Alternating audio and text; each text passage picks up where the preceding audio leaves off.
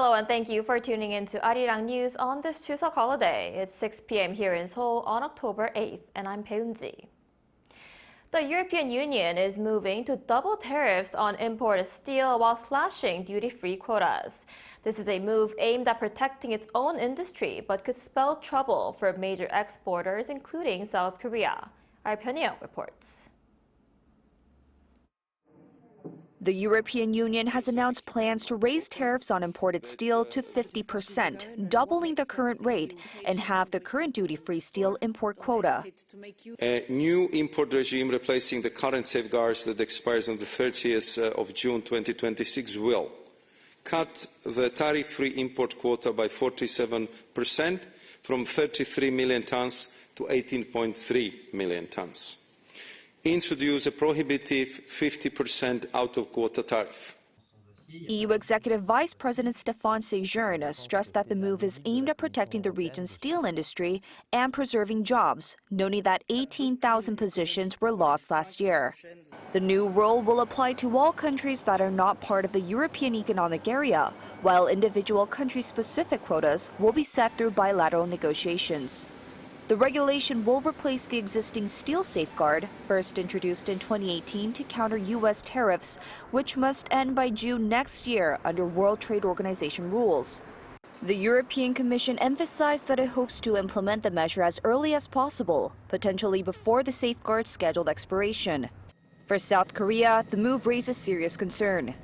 The EU is Korea's largest steel export market, with exports worth $4.4 billion last year, slightly higher than shipments to the United States. Korean steelmakers already fill their existing duty-free quotas to the limit, meaning any quota cuts would directly increase costs and threaten competitiveness. As a response, South Korea's Ministry of Trade, Industry and Energy said on Wednesday it's still difficult to gauge the full impact, but acknowledged that the overall quota cut is likely to have a considerable effect on Korean exporters. Trade Minister Jeollanam-do will soon meet with the EU Trade Commissioner to convey Korea's concerns, pledging to engage in active bilateral negotiations to safeguard the interest of Korean companies. Pyeongyang, Arirang News. The World Trade Organization has sharply lowered its forecast for global trade volume growth to 0.5% for next year, citing the impact of U.S. President Donald Trump's tariffs. The revision marks a significant downgrade from its previous estimate in August of 1.8% growth. The WTO Director General told reporters in Geneva on Tuesday local time that the outlook for next year is bleaker as tariff measures weigh on trade. But for this year, the organization raised its forecast for global trade volume growth to 2.4%, up from its previous estimate of 0.9%, mainly due to the front-loading of imports into the United States ahead of tariff hikes and a surge in purchases of goods related to artificial intelligence. Meanwhile, North Korea is expected to hold a military parade this week as early as tomorrow, joined by senior officials from China and Russia. Chinese Premier Li Chang, the country's second highest-ranking official, is expected to attend, while Dmitry Medvedev, deputy chairman of Russia's Security Council, will also likely be there. North Korean leader Kim Jong-un is widely expected to stand alongside these officials during the parade in Pyongyang in a show of solidarity. This could mirror China's military parade in Beijing last month, where Kim, Xi Jinping, and Vladimir Putin stood side by side. North Korea typically holds military parades either on the day of an anniversary or the evening before. The regime marks the 80th founding anniversary of its ruling party on Friday. But with rain forecast for Pyongyang that day, this year's parade could take place a day earlier on the 9th. The North last held a military parade 2 years ago in September 2023. A senior Pentagon official has said that South Korea's defense capabilities could help deter China, while highlighting that the U.S. defense strategy should focus on addressing the military threat posed by the Asian superpower. John No, the U.S. Deputy Assistant Secretary of War for East Asia, who's been nominated to serve as the Assistant Secretary for Indo-Pacific Security Affairs, made the comments on Tuesday local time in written responses to questions from the Senate Committee on Armed Services.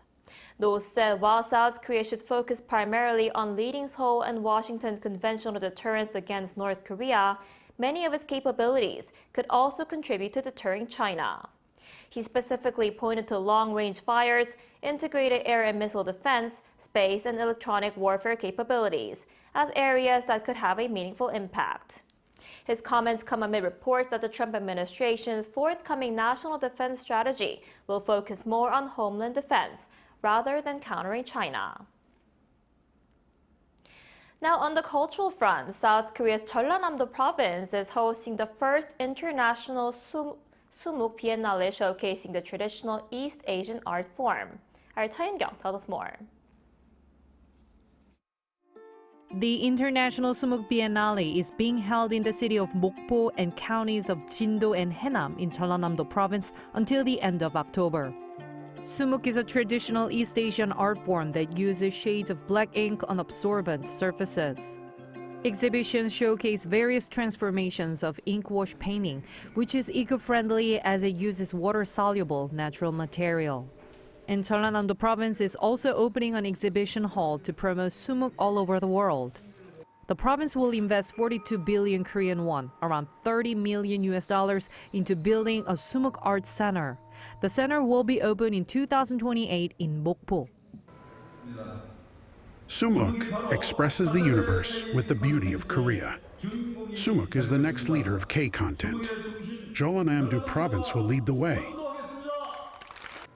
Once the Sumuk Art Center opens, Jeollanam-do Province hopes to be a cultural hub where people can enjoy literature, folk songs, poems, and drawings in one place. Cha-Yoon-kyung, Arirang News. Over in South America, as anti-government protests intensify across Ecuador, South Korea's foreign ministry has issued a special travel advisory for the nation. Effective from 3 p.m. Wednesday, the measure keeps existing alerts in place, including level 2 and 3 warnings for several provinces, while extending a special advisory to all remaining regions. The ministry also urged Korean citizens to cancel or postpone non-essential travel and to exercise caution if already in the country. Mass demonstrations, now entering their third week, have been led by the Confederation of Indigenous Nationalities of Ecuador, protesting the government's plan to phase out fuel subsidies.